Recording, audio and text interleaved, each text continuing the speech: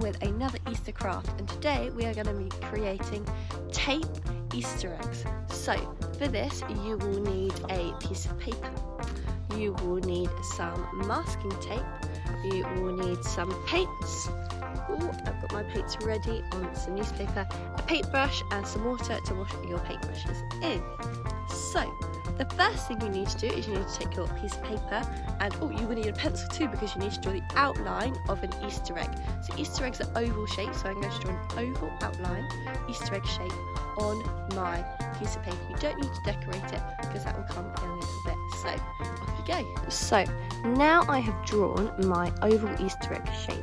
The next thing I'm going to do is I'm going to take my masking tape and I'm going to stick it across here. I will do it and then I will show you what I mean. Okay, so as you can see there, I've got my egg and my oval egg is still underneath, and I put masking tape in crisscrossy patterns across my egg. I've overlapped them so they're leaving triangles across, and I haven't done them too close together so I can put paint in between all of them. What you will notice too is that I've left the edges a little bit flappy. You don't have to, but it will be easier if you leave the edges a little bit curled up or a little bit of a way to get your finger underneath them so that you can take them off at the end.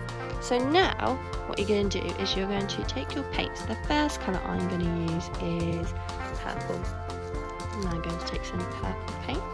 What I'm going to do is I'm going to choose which section I want purple. I want this section here purple, and I am going to paint across purple. It doesn't matter at all if you get purple on, or if you get any paint on the masking tape, because that will come off. Now I want some more purple too, so I'm going to have this little one in the corner. I want that to be purple, and I want this little one to be purple, and this one over here I would like to be purple as well. So now I've got my purple, I'm going to wash my paintbrush out. I'm going to choose a different colour, and I'm going to do blue this time. So I'm going to do this section blue, and you're going to keep going until you've used all your colours, until your whole egg is filled up with colours.